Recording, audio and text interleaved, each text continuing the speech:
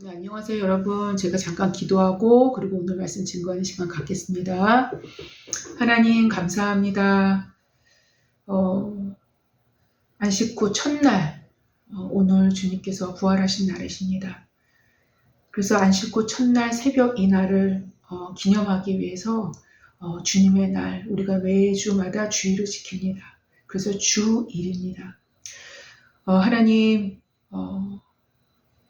우리를 위해서 죽으신 그 십자가에 달려셨던 그 예수 그리스도께서 부활하신 날입니다.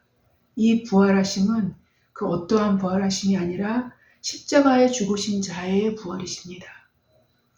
하나님, 우리가 오늘 예배 드릴 때 그 부활하신 주께서 또 예수 그리스도를 살리신 그 하나님의 영께서 그 성령께서 친히 임하셔서 우리 가운데 임재하여 주시고 우리 가운데 함께하여 주시사 하나님의 진리의 말씀을 깨달을 수 있는 마음과 하나님 눈과 귀를 허락하여 주시사 하나님 우리가 진리의 말씀을 잘 깨달을 수 있도록 성령께서 인도하여 주시길 원합니다.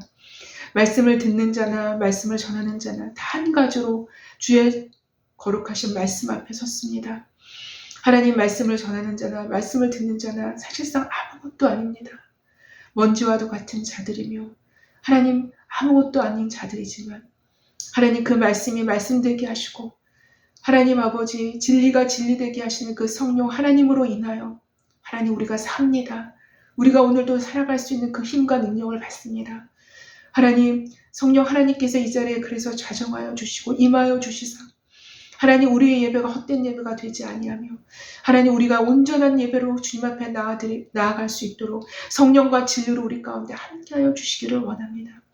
주님 모든 방해하는 세력이 있을 수 있사오나 하나님 그 모든 것들이 무용지물이 되게 하여 주시오며 오직 주님만이 온전히 드러날 수 있는 하나님만이 예수 그리스도만이 삼위일체 되신 하나님만이 온전히 주인 되어 주시사 이 예배의 주인 되어 주시사 주님만이 드러날 수 있는 시간이 되게 하여 주시기를 원합니다. 감사하며 예수님의 이름으로 기도했습니다. 아멘. 네, 여러분 오늘도 제가 로마서 말씀을 들고 섰습니다. 네, 근데 이제 로마서 말씀 본문이 오늘 본문이 또 부활과 또 연결될 수 있는 그런 본문이기 때문에 제가 말씀 이제 그 끝쯤에 부활주일과 또 관련된 부활에 대해서 또 잠깐 제가 말씀을 드릴까 합니다. 그래서 쭉 연결됩니다. 네, 오늘은 그래서 동일한 그 로마서 8장 10절까지 우리가 나아갔지 않습니까? 그래서 오늘은 로마서 8장 11절입니다. 네, 그 다음 본문이죠. 네, 그래서 로마서 8장 11절을 본문으로 가지고 오늘은 성령 안에서의 자유 9번째 시간을 가질 것입니다. 네, 그래서 제가 오늘 한번 본문을 한번 읽어보겠습니다. 로마서 8장 11절입니다. 예수를 죽은 자 가운데서 살리신 이의 영이 너희 안에 거하시면 그리스도 예수를 죽은 자 가운데서 살리신 이가 너희 안에 거하시는 그의 영으로 말미암아 너희 죽을 몸도 살리시리라. 이 본문을 가지고 오늘 주일 부활주일 설교를 시작할까 합니다. 17, 18세기에 걸쳐서 프랑스 17, 18세기에 걸쳐서 72년간이나 프랑스의 왕위에 지휘했고 짐은 국가다. 짐은 곧 국가다라는 유명한 말을 남긴 왕으로서 태양왕이라 불린 독재자 루이 14세의 장례식의 모습은 이렇게 역사는 전하고 있습니다. 유언에 따라서 그의 시체는 가장 호화스러운 옷을 입고 황금관, 죽은 사람을 누이는 관을 얘기합니다. 황금관에 누워 대성당의 중앙에 안치되었다. 그는 성당 내부의 등불은 소등된 채 오직 한 자루의 큰 총알이 그 황금관을 비추고 있었다. 그것은 이 세계에서 오직 프랑스 왕만이 영광에 빛나는 위대한 왕인 것을 상징하고자 그렇게 장례 순서에서 연출한 것입니다. 예. 이윽고 유럽 전 국가에서 왕후와 귀족들의 참석하에 웅장한 장례식이 시작되었습니다.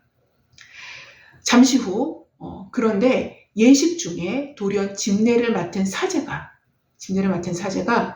관 위에서 빛을 비추고 있던 한 자루의 촛불을 후 하고 꺼버리고는 오직 하나님만이 위대하시며 라는 분명한 어조로 이 말을 선언했다고 합니다. 오직 하나님만이 위대하시며. 사제는 이것을 통해서 하나님을 잊어버린 채 세상 권세만을 과시한 왕후, 귀족들에게 오직 하나님만이 영광에 빛나는 위대한 왕이신과 함께 이 왕에게 복종하지 않는 세계는 곧 이 흑암인 것을 경고한 셈인 것입니다. 예, 놀랍지 않습니까, 여러분? 예.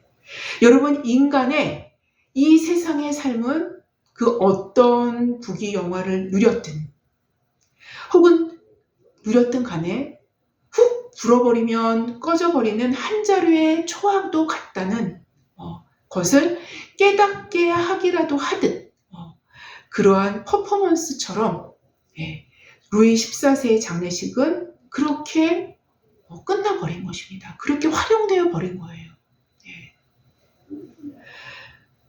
성경은 인간은 존귀하지만 왕이든 노예든 동일하게 존귀하지만 깨닫지 못하는 자는 왕이든 노예든 멸망하는 짐승과도 같다고 말씀하십니다. 인간이 존귀한 이유는 왕이 갖고 있었던 부귀 영화에 있는 것도 아니며 인간이 존귀하다는 것은 인간이 멸망하는 짐승과 같은 것도 그의 가난함과 비천함에 있는 것도 아닌 것입니다. 인간의 존귀함은 그의 존재의 태생 자체가 하나님의 형상으로 피조되었기 때문인 것입니다. 곧 인간 자신의 능력이나 신분이나 그 어떠한 조건으로 인하여 존귀함의 유무가 결정되어지는 것이 아니라 인간이라는 피조물이 갖고 있는 그 존재적 특성 안에 하나님의 형상을 닮은 어떠한 모습으로 창조되었기 때문인 것입니다. 그래서 존귀한 거예요.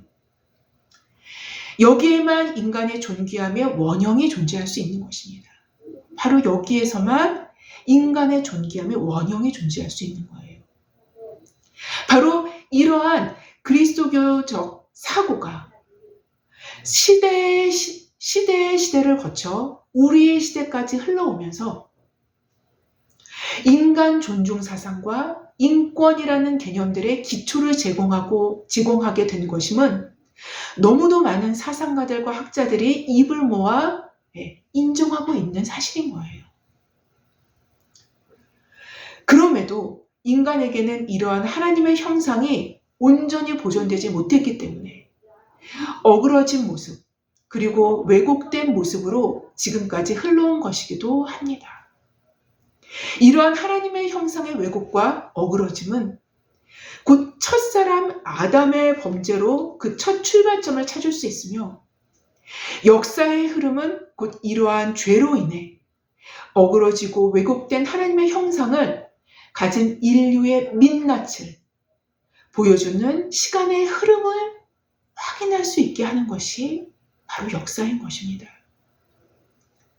인간에 의해 기록된 역사에서도 인류의 민낯을 확인할 수 있는데 만약 천상에서의 인류의 역사를 기록해온 사관이 있다라면 그야말로 끔찍하고 바로 대면할 수조차 없는 치욕적이고 부끄러운 역사의 검은 이면을 적나라하게 확인할 수 있게 되지 않을까라는 생각을 또한 해보게 됩니다. 성경의 기록에 의하면 인간의 이생의 삶을 적나라하고 아주 낱낱이 기록한 책이 천상에 존재하며 이에 대한 것은 두 종류의 책을 성경에서는 소개하고 있습니다.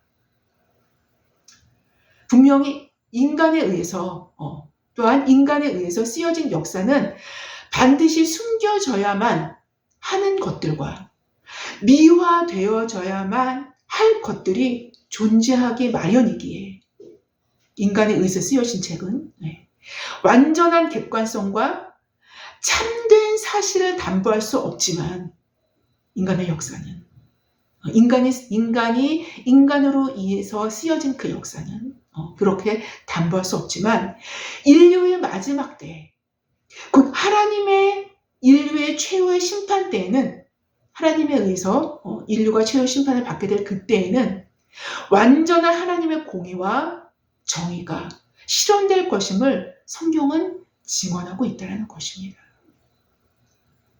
인류의 역사 가운데 숨겨져 있는 그 검은 역사도 다 밝히 드러나게 되겠죠. 그럼에도 제 아무리 세상을 흔들었던 쥐락펴락했던 왕들과 권세자들이라 할지라도 그들의 죽음은 그들이 누구였는가를, 그들이 진짜 누구였는가를, 진짜 그들이 어떠한 자였는가를 드러낼 수 있는 훌륭한 기회를 제공해 주기도 하기 때문에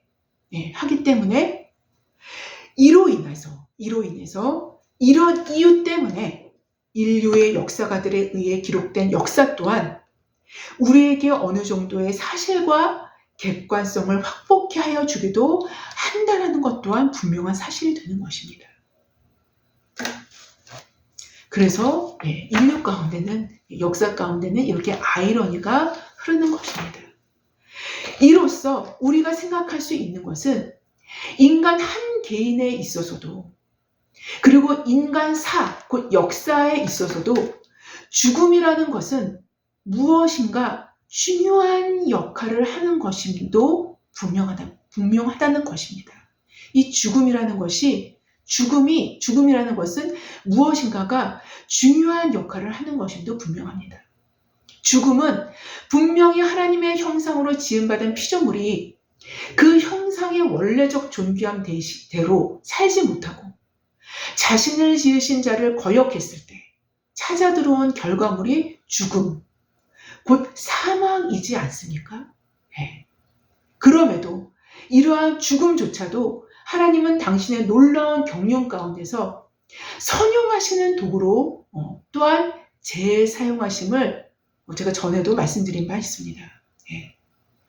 죽음은 죄의 결과물이지만 또한 죽음은 인간 자신의 연약함을 깨닫게 하는, 보게 하는, 그래서 모든 헛된 것들과 화려하지만 가치 없는 것들을 볼 수 있는 눈을 열어주기도 하며, 더 나아가 죽음은 역사의 선상에서 하나님의 멸망의 빗자루 역할을 하여 모든 악한 것과 교만한 것과 하나님을 대적하여 높아진 것들을 말갛게 쓸어버리게 하는 그런 기능을 통해서 다시금 역사를 이어나갈 만한 수준의, 그 정도의 수준의 공의와 정의를 세워나가게 하시는 도구로서 사용되어져 왔음을 깨닫게 되기도 한다라는 것입니다.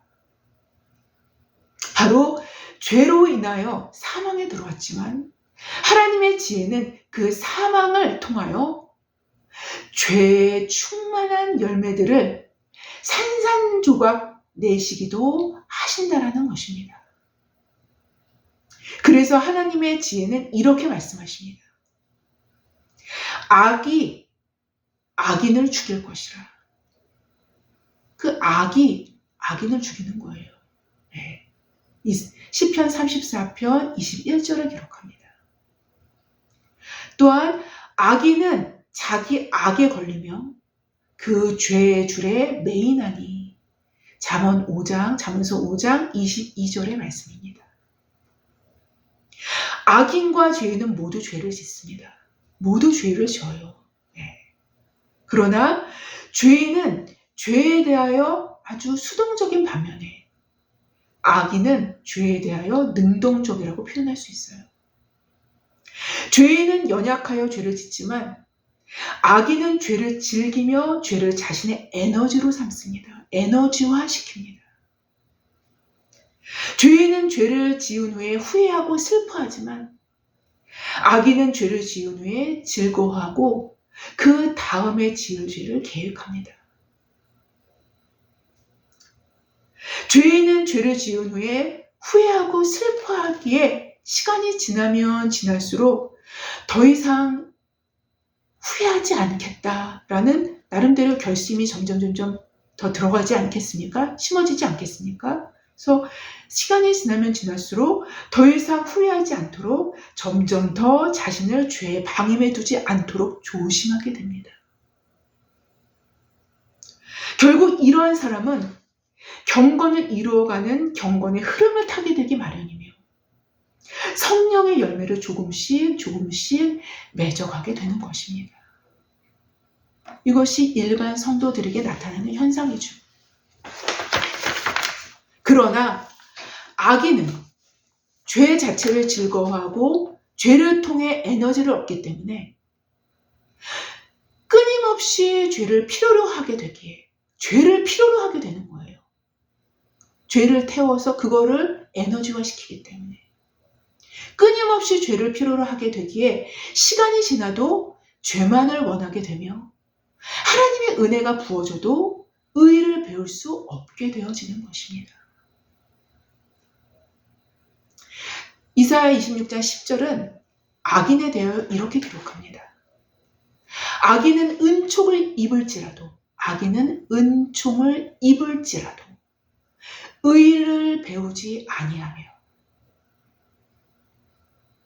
은총을 입을지라도 의를 배우지 아니하며 정직한 자의 땅에서 불의를 행하고 여호와의 위엄을 돌아보지 아니하는도다 라고 기록합니다. 그럼에도 하나님은 그 해를 악인과 선인에게 비추시며 비를 의로운 자와 불의한 자에게 내려주심이라 라고 우리 주님께서 친히 말씀하셨듯이 하나님의 긍휼과 사랑은 의인과 악인에게 정해진 때까지는 동일하게 임한다라는 것을 성경은 증언합니다. 어떠한 의미에서는 의인과 악인은 정해진 때까지는 해가 사람을 구별하지 않고 모든 사람에게 비추듯이 비가 사람을 구별하지 않고 모든 사람에게 내리는 것과도 같이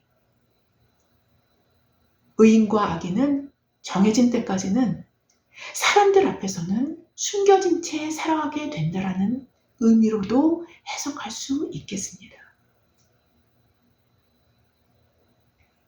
이것이 하나님의 지혜인 거예요. 그리고 또한 이 정해진 때까지는 의인들은 아버지를 닮아가는 훈련을 심도 있게 받는 시간으로 활용되게 됩니다. 이 정해진 기간 동안에. 악인들은 하나님께서 길이 참으심으로 그들에게 은혜로 돌이킬 기회를 주시는 시간으로 활용하게 되기도 하는 것입니다. 하나님의 지혜는 놀랍습니다. 지금까지 두세 가지의 주제로 여러분께 이야기를 해드린 것은 모두 죄와 그 죄에 대해서 파생된 인간의 죽음과 또 그에 관련된 문제들로 그 크기는 개인의 삶에서 뿐만 아니라 역사의 선상에서도 지대한 영향력을 미쳐왔고 현재에도 미치고 있음을 생각해 보는 것입니다. 이 죄는요, 인간의 개인사뿐만 아니라 역사에서도 지대한 영향을 미치면서 이 역사를 이끌어온 거예요. 어떤 의미에서는. 바로 그것을 말씀드린 것입니다. 그리고 어떠한 인간이든 그 어떤 종류의 인간 역사를 다루든 죄와 죽음의 이야기를 등한시한다면 인간의 본질적인 문제든 인간의 실제적인 현실적인 문제든 그 어떠한 것도 심도 있는 해결책을 찾을 수 없다는 것은 분명한 사실이 된다는 것입니다. 명백한 사실이 된다는 거예요. 성경은 바로 이 문제, 곧 죄와 죽음의 이야기를 가감없이 들려줄 뿐만 아니라 죄와 죽음의 문제를 가감없이 들려주는 게 성경입니다. 성경 외에는 없어요. 더 나아가 이 문제에 대한 전능자께서 들려주시는 해결책을 제시해주고 있는 책이 바로 성경인 거예요. 인간 스스로가 만들어낸 해결책이라면 절대성을 뗄 수도 없고 띄어서도 안 되는 거예요. 안 되겠지만 전능자께서 제시하신 해결책은 그 자체가 절대성을 갖게 되어줄 수밖에 없는 것입니다. 왜요? 그분이 전능자이시기 때문에. 따라서 상대적인 패러다임에 지배받는 현대인들에게는 진리까지도 상대적 개념으로 만들어버린 시대 가운데서 사실상의 진리를 믿지 못하는 시대가 되어버렸지만, 이 사실은 여러분도 저도 다 인정하는 사실이 아니니까 우리 시대를 봤을 때 그렇게 되는 시대가 되어버렸지만, 죽음이 상대적일 수 없듯이, 죽음이 상대적인가요? 죽음은 상대적이지 않아요. 죽음이 상대적일 수 없듯이 상대적인 개념으로 해석될 수 없는 것들이 확실히 존재하고 있음을 인식하지 못한다면 죄와 죽음과 엮여있는 인간 실존의 문제와 절대적일 수밖에 없는 진리와 진리 자체이신 하나님에 대한 것 역시 제대로 인식할 수 없음은 또한 분명한 사실이 되어지는 것입니다. 사실상 현대 사회에 편만해져 버린 상대적 개념들의 첫 시발점은 아인슈타인의 자연과학의 상대성 원리 법칙을 인문과학이나 사회과학에 적용하려 드는 무리한 적용들, 껴맞추려는 어거지, 무리한 적용들, 혹은 맞지 않는 잘못된 적용들에서부터 편만이 확산된 것이라고 볼 수 있습니다. 너무 오용되는 것이죠. 과하게. 오히려 상대성 원리를 발견한 아인슈타인 본인은 자신이 발견한 이 원리를 자신이 의도와는 전혀 상관도 없는 엉뚱한 방향으로 적용하고 해석하는 것에 대해서 스스로가 부정적인 놀라움을 표현한 바가 있다라고 기록된 책을 제가 읽어본 적이 있습니다. 여하튼 잘못된 적용들로 인한 현대 사회의 극단적인 상대적 사고들을 경계하면서 죄와 사망의 문제와 얽혀있는 인간 실존의 문제 해결책은 절대자이신 하나님께 있으며 진리의 중요한 특징이 되어지는 절대성에 대한 영적 감각을 잃어버리지 않도록 해야 할 것이라는 것입니다. 어린아이가 자신의 부모에게 절대적으로 의존하고 있듯이 아이는요, 부모한테 절대적으로 의존하고 있어요. 애가 한번 길 잃어버린 거 보셨나요? 어린아이가 서울랜드나 에버랜드 같은 데서 어머니, 아버지를 잃어버렸어요. 애가 그 많은 사람들 가운데 섞여서 막 울고 있는 거 혹시 보신 적 있어요? 목을 놓아 웁니다. 세상이 무너질 듯 웁니다. 그건 뭘 얘기해 주는 거예요? 그 정도로 부모를 의존하고 있다는 걸 보여주는 거예요.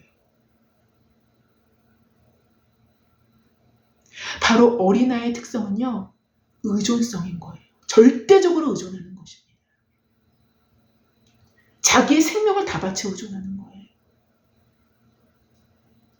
어린아이가 자신의 부모에게 절대적으로 의존하고 있듯이, 그리고 이것이 어린아이의 주요한 특징이 되어지듯이 하나님에 대한 절대적인 의존을 갖고 있는 자들이 천국을 얻게 될 것임도 우리 주님은 말씀하신 바 있다라는 것입니다. 진실로 너에게 이르노니 너희가 돌이켜 어린아이들과 같이 되지 아니하면 결단코 천국에 들어가지 못하리라. 마태복음 18장 3절에서 말씀하시고 계십니다. 여러분, 이런 어린아이와 같이 절대적으로 의존하는 마음으로 하나님의 말씀, 절대 진리를 들을 때, 그리고 이렇게 단일하고 순수한 마음으로, 아주 단일하고 순수한 마음으로 말씀을 받을 때, 죄와 사망의 인간 실존의 상태에서 절대자께서 친히 마련해 주신 해결책이 입체적으로 살아나고 성경에 의해서 이끌림을 받게 될 것이라고 우리가 믿을 수 있는 것입니다. 바로 이때서야 진리로 쑥 들어갈 수 있는 거예요. 진리 안으로 쑥 삽입해서 쑥 들어갈 수 있는 거예요. 이게 바로 이 문인 거예요, 여러분.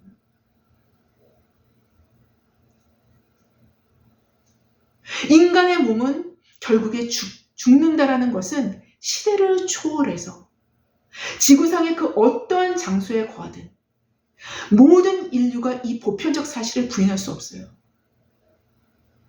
죽음은요, 이제 몸뚱아리가 죽는 거, 이 죽음은요, 인류 보편적인 사실이에요. 보편적인 사실.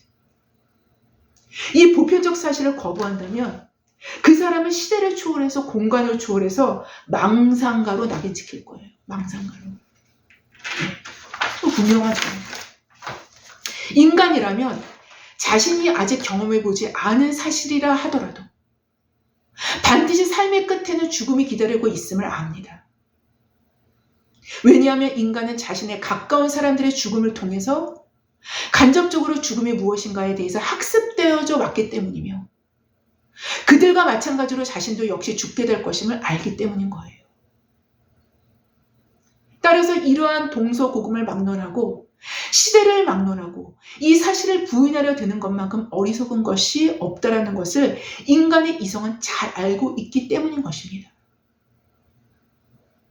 그럼에도 알 수 없는 인간 현실의 실존은 마치 영원히 죽음을 맛보지 않을 것 마냥 돈과 명예와 권력과 힘에 매몰되어서 살아가는 것이 또한 인간의 딜레마인 거예요. 무서운 딜레마입니다. 무서운. 이러한 딜레마는 인간뿐이 없습니다. 바로 이 시점에서 저번 주 본문에서 로마서 8장 10절에 저저번 주죠. 네, 로마서 8장 10절의 말씀을 읽어드릴까 합니다. 또 그리스도께서 너희 안에 계시면 몸은 죄로 말미암아 죽은 것이나 영은 의로 말미암아 살리라. 인간의 몸은 결국 어찌 되었든 죽게 된다는 것입니다. 그런데 이러한 인류 보편적 사실이 그야말로 인류의 보편성이 될 수 있었던 것은 첫사람 아담으로부터 시작된 죄가 보편적 죽음을 만들어 놓았다는 것입니다. 예수 믿던 예수 안 믿던 하나님의 존재를 인정하든 인정하지 않던 이 보편적 죽음은 누구나 인정을 하는 거예요. 그렇게 돼버린 거예요. 죄의 결과는 사망임을 성경은 명백히 밝히고 있고 인류의 보편적 죽음에서도 이 사실은 분명하게 입증됩니다. 이게 입증인 거예요. 그런데 그리스도께서 우리 안에 거하셔도 이러한 보편적 사실은 동일하게 적용된다라는 사실을 사도는 먼저 이제 밝히는 거예요. 먼저 이제 앞서 밝힙니다. 밝히면서 또 다른 측면의 의미를 담아내기도 하는데요. 그것은 그리스도께서 우리 안에 계시면 죄된 몸은 죽은 것이나 다름없기에 죄된 몸은 불의의 무기로 더 이상 사용되지 않게 된다는 것입니다. 그리스도 안에 있으면. 좀 더 설명한다면 그리스도의 생명의 성령의 통치하심으로 죄된 몸이 생명에 삼킴바 되기 때문에 죄된 몸이 그리스도 안에 있으면 죄된 몸이 생명에 삼킴바 되기 때문에 죄된 몸으로서의 기능은 점점 죽어가게 되기에 몸은 죄로 말미암아 성령에 의해서 죽은 것과 다름없게 된다는 것입니다. 여러분 이해되시죠? 예. 반면에 영은 도리어 활력을 얻어 성령에 의해서 의로 말미암아 살아나게 된다는 것입니다. 예. 이 정도가 되면 몸은 영에 의해서 지배를 당하게 된다는 것이죠. 예. 이런 상태가 된다는 것입니다. 예. 인간의 영, 곧 우리의 영이 곧 하나님의 형상을 닮은 부분이라 할 수 있겠는데요. 바로 하나님의 형상을 닮은 이 영을 통해서 하나님과의 교류와 교제, 그리고 사귐이 가능하게 되는 통로이기도 하는데요. 예, 영이. 따라서 영을 갖고 있다는 것은 하나님 곧 영이신 하나님과 교통할 수 있는 어떤 장치를 우리 내면적으로 갖추고 있다라고 말씀드릴 수 있는 거예요. 예. 그래서 그리스도의 영이신 성령의 통치하심이 우리 안에서 실제적으로 이루어지고 그리스도와의 사귐이 이루어지게 되면 그리스도의 영, 곧 성령에 의해서 우리의 영은 더 강해지고 새로워지며 힘과 에너지를 얻게 되기 때문에 아까 악인과는 굉장히 상반되죠. 그렇죠? 네. 힘과 에너지를 얻게 되기 때문에 우리의 영은 활력을 얻게 돼요. 그리스도의 의가 전가되는 법적인 의로움뿐만 아니라 그리스도의 현실적인 의로운 통치의 결과로 우리의 영은 그 의로 인하여 살게 되는 것입니다. 그 의로 인하여. 예수 그리스도의 그 의로 인하여 우리가 실제적으로 그렇게 의로 살게 되는 거예요. 이럴 때 성도는 영에 의해서 인간의 나머지 영역들이 지배당하는 현상. 그러니까 우리의 죽을 몸이 우리 자신을 지배하는 것이 아닌 성령에 의해서 통치되어지고 사귀어짐으로 활력을 얻은 영이 우리 자신을 대표하는 모습으로 활성화되게 된다는 것입니다. 바로 여기까지가 제가 저번에 말씀드렸던 첫 번째 회복이라고 표현할 수 있을 것입니다. 제가 지금까지 복습한 거예요, 여러분. 왜냐하면 저번 주에 십자가 설교를 했기 때문에 다시 복습하는 것입니다. 네. 이렇게 죄의 몸을 죽이고 그의 영이 활력을 잃게 되었을 때, 그리고 이 상태를 지속해 나감으로 우리 안에서 그리스도의 생명의 성령의 통치가 견고하게 세워지게 되었을 때 사도는 그 다음에 회복을 오늘 본문 로마서 8장 11절에 말씀하시고 계신다는 거예요. 그 다음의 회복입니다. 두 번째 회복인 것이죠. 그러니까 로마서 8장 11절 말씀은 두 번째 회복이라고 표현할 수 있는 부분인데요. 제가 읽어보겠습니다. 예수를 죽은 자 가운데서 살리신 이의 영이, 성부 하나님이시죠. 영이 너희 안에 거하시면 그리스도 예수를 죽은 자 가운데서 살리신 이가, 성부 하나님이시죠. 너희 안에 거하시는 그의 영으로 말미암아 너희의 죽을 몸도 살리시리라. 이것이 두 번째 회복입니다. 놀라운 회복입니다. 바로 이 회복이 완전한 회복이며 구원의 완성이며 우리가 잘 아는 표현으로는 몸의 부활, 곧 영의 몸으로 변화하는 때로 부활의 첫 열매셨던 그리스도께서 부활된 그 몸으로 친히 확증하여 약속하신 바 있는 그 궁극적인 약속의 성취를 의미한다라고 말씀드릴 수 있을 것입니다. 그러니까 오늘 본문은요, 궁극적인 약속을 말씀하시는 거예요. 예, 구원의 완성을 말씀하시는 것입니다. 사실상. 바로 이 엄청난 약속의 보증이 우리 안에서 지금도 역사하시는 성령이 되시는 것입니다. 성령이 이 약속을 보증하시는 거예요. 우리 안에서. 네. 곧 성령의 실제적이고 현실적인 통치 아래 순종하여 거하는 자들에게 주시는 이 엄청난 약속은 반드시 이루어질 것이라는 것입니다. 이렇게 반드시 이루어질 약속을 보증하는 계약금과도 같고 담보물과도 같은 분이 또한 성령 바로 그분이시라는 거예요. 그래서 그 담보물이신 그 계약금이신 성령님이 우리 안에서 내주하시는 거예요. 너무 놀랍지 않습니까? 예. 계약금과 담보물을 준다는 것은 뭘 의미해요?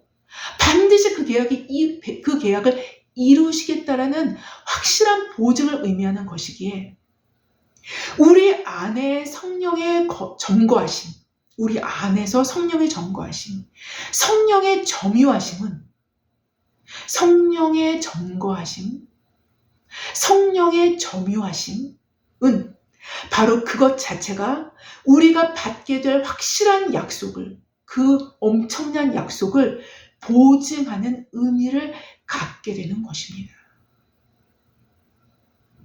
여러분, 하나님은요, 굉장히 정확하신 분이에요. 굉장히 계산이 확실하신 분이십니다. 우리 안에 보증금을 주신 거예요. 우리 안에 계약금을 주신 거예요. 곧 그 약속은 우리의 죽을 몸도 다시 살리실 것이라는 약속이었는데요. 그리스도의 부활을 첫 열매로 한 몸이 다시 살아나는 몸의 부활, 곧 영의 몸으로 부활. 다른 표현으로는 몸의 속량. 아직은 우리의 몸까지는 속량을 받은 상태가 아닙니다. 예. 우리 몸은 중간 상태예요. 이랬다 저랬다 합니다. 그렇죠? 예. 몸의 속량을, 다른 표현으로 몸의 속량을 받는 그날, 몸의 속량, 곧 구원의 완성을 의미하는 약속인 것입니다. 그래서 구원은 진행형인 거예요. 네. 완성이 아직 남아있는 것입니다.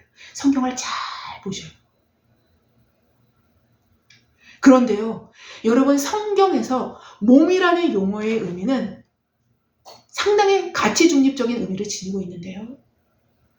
그렇기 때문에 죄의 몸은 죽어야 할 것, 그리고 그리스도와 함께 이미 죽은 것, 죽어가고 있는 것으로 되어져야 할 것이지만 그 죄의 몸이 아닌 몸은 그리스도의 영이 거하시는 성전된 몸으로서도 성경은 말씀하시고 계신다는 거예요. 따라서 바로 이러한 부분이 영지주의에서 나타나게 되는 사상들과는 완전히 구별된 의미를 갖는 부분이라고 할 수 있을 것입니다. 예. 기독교는요, 이 몸이 되게 가치 중립적이에요. 예. 그러나 영지주의는요, 몸을 완전히 악한 것, 나쁜 것으로만 완벽하게 치부를 합니다. 예. 이게 좀 다른 점이에요. 예. 영지주의는 인간의 육체와 영을 이분법적으로 딱 나누어서 육체는 더럽고 악한 것, 영은 거룩하고 선한 것으로 딱 구별해서 그리스도의 성육신 사건, 그리스도께서 육체를 입고 오신 것이 성육신이 아닙니까? 그리스도의 성육신 사건, 곧 그리스도께서 인간의 육체를 입고 오신 것 자체도 부인하는 거예요. 육은 더럽기 때문에. 어떻게 그리스도께서 이 더러운 육을 입으실 수 있느냐. 그래서 예수 그리스도께서 육체로 오신 것을 거부하는 거예요. 예, 이게 영지주의예요. 거부하는 그 자체를 부인하며, 그래서 연결해서 그리스도의 육체, 곧 몸이 십자가에 달리심도 거부하는 것입니다. 예. 그의 영이 잠깐 왔다 갔다라고 생각을 해요. 예. 그리고 십자가에서 그의 몸이 달리신 것을 거부합니다. 예. 이게 영지주의예요. 초기 기독교 시대부터 가장 교회를 미혹시키고 괴롭혀온 이단 중에서 가장 오랜 기간 동안 교회사에서 교회를 괴롭혔던 이단이 바로 이 영지주의입니다. 요한 그래서 이 영지주의를 배격하는 차원에서 요한은 이렇게 기록을 해요. 요한 2서 1장 7절 이하에도 미혹하는 자가 세상에 많이 나왔으니 이는 예수 그리스도께서 육체로 오심을 부인하는 자라. 이런 자가 미혹하는 자요 적 그리스도니라 라고 기록합니다. 여하튼 성경에서는 몸은 가치 중립적인 의미를 갖고 있는 용어이지만 반면에 육신은, 이거 좀 뉘앙스가 다릅니다. 용어적인 뉘앙스가. 육신은 다분히 타락하고 부패한 인간 본성의 측면을 많이 드러내는 용어라고 할 수 있을 것입니다. 제가 용어 정리를 좀 해드리는 거예요. 헷갈리실까봐. 그래서 우리가 지금까지 로마서 8장에서 살펴본 대로 4절에서는, 로마서 8장 4절에서는 육신을 따르지 아니하고 영을 따라 행하는 우리에게 율법의 요구가 이루어지게 하려 하심이라 라고 기록했고요. 8장 6절에서는요. 육신의 생각은 사망이요 라고 딱 단도직입적으로 정확하게 얘기합니다. 그리고 7절에서는요. 육신의 생각은 하나님과 원수가 되나니 라고 말씀하십니다. 그리고 8절은요. 육신에 있는 자들은 하나님을 기쁘시게 할 수 없느니라 라고 딱 단도직입적으로 정확하게 딱 선언을 합니다. 여러분 감이 잡히시죠?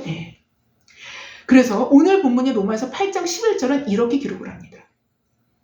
예수를 죽은 자 가운데서 살리신 이의 영이 너희 안에 거하시면, 그리스도 예수를 죽은 자 가운데서 살리신 이가 너희 안에 거하시는 그의 영으로 말미암아 너희 죽을 몸도 살리시리라. 너희의 죽을 몸도 살리시리라. 죽을 몸이라고 했기 때문에 이거는 육신의 개념을 갖고 있는 몸이겠죠. 그렇죠? 곧 죄로 말미암아 죽을 수밖에 없는 죽을 몸, 곧 죄의 몸조차도 예수를 죽은 자 가운데서 살리신 이의 영, 곧 성령이 우리 몸에 거하시면, 즉 우리의 몸이 성전된 몸으로서 살아간다라면 우리의 죽을 몸도 결국 영의 몸으로 변화되어 몸의 부활을 이루는 완전한 구원을 이루시리라 라는 것입니다. 성경은요 너무 정확해요, 여러분. 왜냐하면 우리의 죽을 몸에 거하시는 성령은 곧 예수를 죽은 자 가운데서 살리신 이의 영으로, 그 동일한 영이잖아요. 영으로, 즉 성부의 영, 그리고 성자의 영이시도 하신대요. 요거는 동방교회 서방교회로 약간 조금 다르긴 한데요. 여하튼 성령은 생명의 영, 곧 죽음을 압도하는 생명을 갖고 있기에 부활의 영으로 표현할 수 있는 생명이시기에 이러한 성령이 우리의 죽을 몸에 거하시면 우리의 죽을 몸조차도 영의 몸으로 변화시켜 궁극적으로는 살리실 것이라는 것입니다. 여러분 착착착착착착 연결이 되죠. 그렇죠? 곧 그리스도교의 소망은 여기에 있는 거예요. 그리스도에게 소망은. 이 소망이 부끄럽지 않은 것은 미래의 땅을 이미 현재 우리 안에 거하시는 성령께서 계약금이, 담보물이 이미 와 있잖아요. 우리 안에.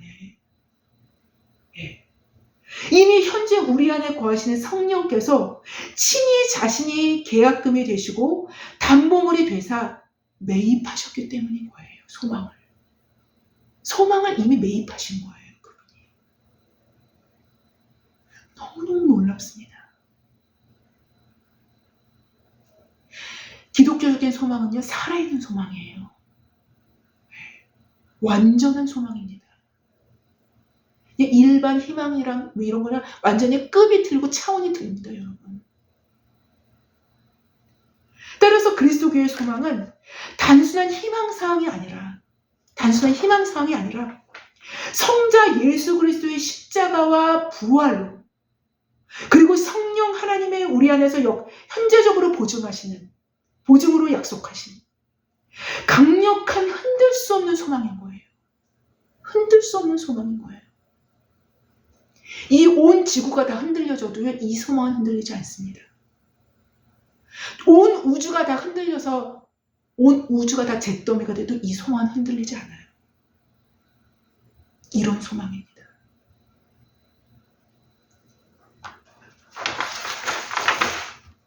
몸의 부활은 사도신경을 장식하는 마지막 문장 정도가 아니라는 것이죠. 그리스도교의 몸의 부활은 약속하신 성령이 우리의 현실의 한복판에서 실제하심과 같이 몸의 부활은 그렇게 우리의 미래의 현실이 되어질 것임을 삼위일체 하나님 자신께서 친히 보증으로 약속하신 것입니다. 이 약속을 기다리는 자들은 그의 깨끗하심과 같이 자신을 깨끗하게 할 것임은 분명해요. 분명하지 않습니까? 이 약속을 기다리는 자들은 그의 깨끗하심과 같이 자신을 깨끗하게 해요. 반드시 이렇게 됩니다, 여러분. 반드시 이렇게 돼요. 이게 수순입니다. 바로 이런 이유에서 사도는 고린도전서 3장 16절 17절에서 이 이하에 이렇게 기록해요. 너희는 너희가 하나님의 성전인 것과 하나님의 성령이 너희 안에 거하시는 것을 알지 못하느냐. 누구든지 하나님의 성전을 더럽히면 하나님이 그 사람을 멸하시리라.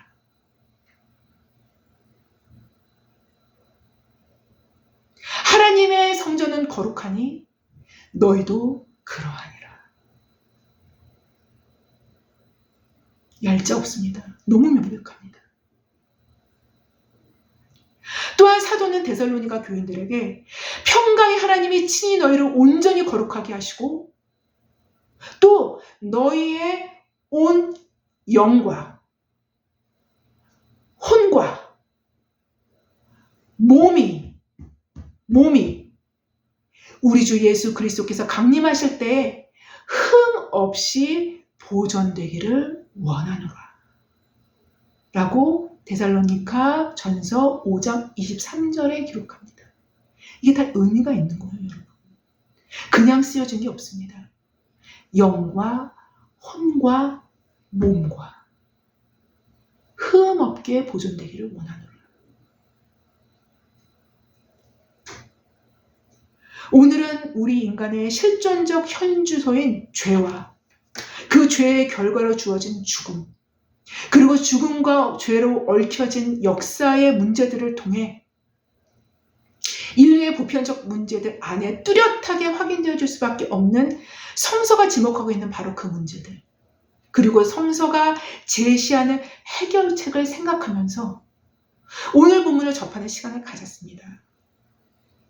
성서, 곧 오늘 본문이 우리에게 보여주는 것은 우리 시대의 상대적 사고의 틀에서, 그래서 절대성을 부인하는 우리 시대의 정서로는 도무지 받아들일 수조차 없는 몸의 부활의 이야기까지 오늘 본문은 우리에게 말씀하십니다.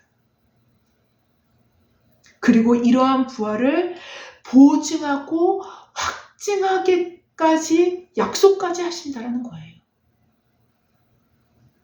그러면 왜 성경은 이렇게도 현대의 사고구조로는 도저히 받아들여질 수조차 없는 일들에 대해서 보증하고 확증하고 약속까지 하시는 것일까요? 그것도 하나님 자신의 영이신 성령으로 보증하시고 확실하게 약속하신다고 말씀하시고 계시냐는 것입니다. 왜 그러실까요? 왜? 바로 이러한 확실성과 명확성으로 게다가 하나님 자신의 영으로 보증하실 수 있으신 것은 그리스도의 부활의 그 근거를 두고 있기 때문인 거예요. 오늘 부활절이죠, 여러분. 물론 그리스도의 부활은 곧 십자가에 달리셨던 바로 그분이 정확히 하나님의 아들이셨다라는 그 부활인 거예요. 네. 여러분, 그리스도교의 부활은요, 그냥 부활이 아닙니다. 그리스도교의 부활은요, 십자가에 달리신 자의 부활인 거예요. 십자가에 달리신 자의 부활인 거예요. 인류 역사상 부활을 갖고 있었던 신들이 되게 많았어요. 예, 고대 때로부터. 성경에서 기록되어진 것 중에서 제가 잠깐 설명할 수 있는 거는, 여러분 담무스 나오잖아요. 성경에 담무스 신 나오잖아요. 그 담무스가 부활의 신이에요, 여러분. 예. 그렇게 생각한다면 부활을 딱 떼놓고 부활을 얘기하면은 그건 정체성이 없는 거예요. 기독교적인 게 아닌 겁니다. 기독교적인 부활은요, 십자가에 달리신 자의 부활인 거예요. 기독교의 부활의 정체성은요, 십자가에 있는 거예요. 기독교적 부활의 정체성은 십자가에 있는 겁니다. 십자가가 정체성인 거예요. 그 부활에.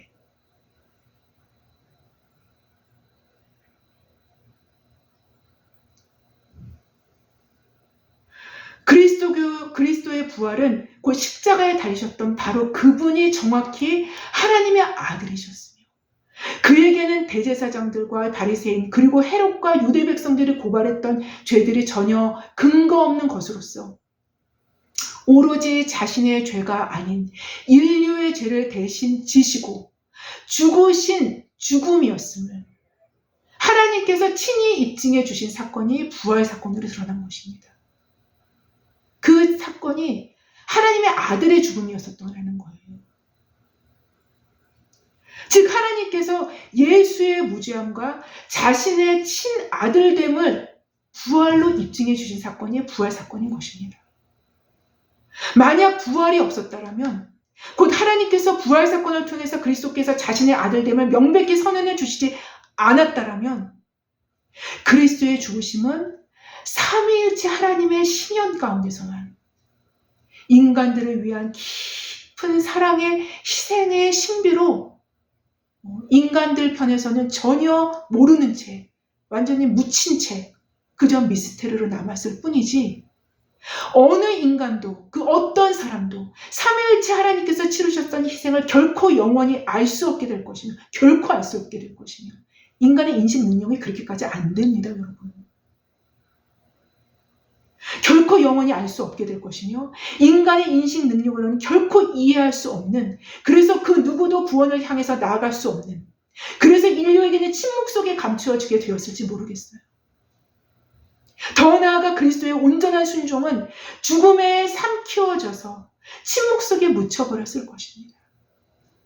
죽음의 세력은 그리스도께서 우리의 죄를 대신 지신 그 희생을 마치 애초부터 없었던 사건인 듯이 모든 것을 죽음의 권세 아래 다시 가두어두는 횡포를 지속적으로 자행했을지 모르겠어요. 그러나 하나님께서는 그리스도를 살리셨으며 또 그의 부활하심은 그의 몸까지도 부활된 완전한 부활로서 우리의 죄된 몸까지도 구속하실 수 있는 그 권능을 잡으신 거예요.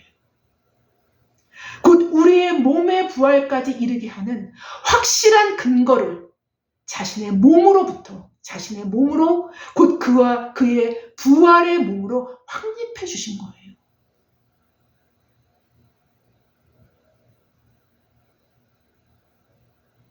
여러분, 하나님은요, 너무나도 하나님이셔요. 너무나도 하나님이십니다.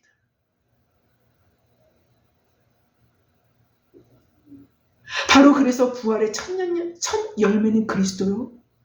그 첫 열매가 열리면 그 나무는 어떤 나무가 첫 열매가 열리잖아요. 그 나무는 지속적으로 열매가 맺어질 수 있는 그 표징이 되는 거예요. 그 첫 열매라는 게. 예. 그렇듯이 우리는 그리스도의 부활의 표징으로 우리의 몸의 부활을 확실하고 명백하게 확인할 수 있게 될 것이라는 것입니다. 여러분, 오늘 부활절이죠. 그렇죠? 예. 오늘 본문이 이게 묘하게 싹 연결이 됩니다. 어떻게 하나님께서 이렇게 딱 연결을 시켜주셨는지. 부활절은 우리에게 첫 열매이신 그리스도의 부활을 기억하면서 우리 역시 우리의 몸이 부활할 것을 소망으로 채우는 날인 거예요. 예수를 죽은 자 가운데서 살리신 이의 영, 성부 하나님이시죠. 그 성부 하나님의 영이 너희 안에 거하시면 그리스도 예수를 죽은 자 가운데서 살리신 이가 너희 안에 거하시는 그의 영으로 말미암아 너희의 죽을 몸도 살리시리라. 여러분 쫙 연결되시죠? 오늘 본문이. 오늘 본문인 로마서 8장 11절 이 말씀과도 같이 예수를 죽은 자 가운데서 살리신 성부 하나님의 영, 곧 성령께서 우리 안에 거하시면 바로 그 성령으로 말미암아 그 보증되시고 담보물이 되시는 성령으로 인하여 우리의 죽을 몸도 살아나게 될 것을 말씀하신 거예요. 말씀하신 거예요. 그분이 성령, 그분이 성령이시죠. 그분이 친히 우리의 죽을 몸을 일으키실 것이라는 것입니다. 죽은 몸도 일으키셔요. 이것이 믿음의 이야기이며 절대적인 하나님을 믿는 믿음의 이야기인 것입니다. 사실 하나님을 믿지 않고 뱀의 말을 더 믿었던 것에서부터 인류의 죄가 들어왔고, 이게 근원이에요. 이게 근원. 잘못되기 시작한 근원입니다. 하나님을 믿지 않고 하나님의 말씀을 믿지 않고 뱀의 말을 더 믿었던 것에서 인류의 죄가 들어왔고 그 죄로 죽음이 들어온 것이기에, 그리고 또한 이러한 죄와 죽음의 이야기는 인류의 역사가 되어지고 보편이 되어졌기 때문에 되어진 것입니다. 따라서 믿음의 이야기, 곧 절대적인 하나님을 믿는 믿음이 회복될 때, 이것이 바로 회복될 때 진정한 그리고 본질적인 회복이 있으리라는 것은 분명하지 않습니까? 바로 우리의 구원의 완성이 몸의 속량, 곧 몸의 부활에까지 이르는 것이라면 우리의 믿음은 그분의 약속을 붙잡을 것이고, 그분은 자신의 신실함을 약속의 성취를 통해서 보여주실 것입니다. 죄와 죽음의 기원을 알지 못하고, 죄와 죽음의 기원을 세상은 알지 못해요. 세상은 알지 못합니다. 죄와 죽음의 기원을 알지 못하고 상대적인 사고로 절대적인 하나님을 점점 잃어가고 있는 이 시대 가운데 죄와 죽음의 기원을 명확히 보여주는 성경을 통해서 우리로 하나님을 믿는 믿음을 회복해 됨으로 그 믿음을 따라 몸의 부활에 이르는 구원의 완성에 이르기까지 십자가에 죽으시고 십자가에서 죽으시고 부활하신 그리스도만을 붙잡는 저와 여러분 모두가 되어지기를 주님의 이름으로 기도합니다. 제가 기도하고 마치겠습니다. 하나님, 오늘은 복음의 핵심을 얘기했습니다. 십자가와 함께, 저번 주와 함께, 저번 주, 이번 주는 하나님, 우리로 복음이 우리의 삶의 한복판에서 입체로 살아나게 하옵소서. 복음을 딱 접어두고 복음은 복음대로, 우리의 현재의 한복판에서의 삶은 삶대로 살아가는 것이 아니라 복음으로 들어가는 삶으로 나아가게 하옵소서. 그래서 그 복음이 입체로 살아나는 우리의 삶의 한복판이 되게 하옵소서. 그러한 저와 이 설교를 듣는 모든 자에게 그러한 축복으로 주님 역사하여 주시옵소서. 감사하며 예수님의 이름으로 기도했습니다. 아멘. 감사합니다.